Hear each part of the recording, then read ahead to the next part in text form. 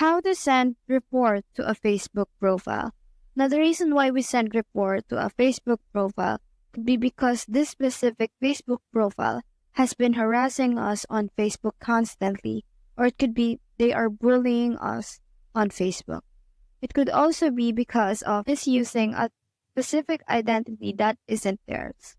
So all we have to do if we want to send a report to a Facebook profile is to go to their profile page, let's say right there, this person right here, and then tap on these three dots beside the message.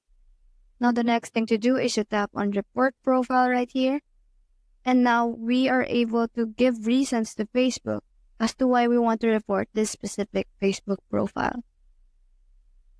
Or it could be any reasons right there. Now all we have to do after we have submitted this specific report is to await the review of Facebook if our report is factual. So another thing we can do is to block this specific profile, or we can also hide the contents of this specific profile so we will stop seeing the post of this specific person. So once we're done, all we have to do is to hit on done right here.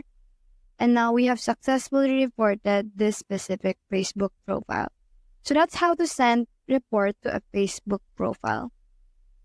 Hope we helped.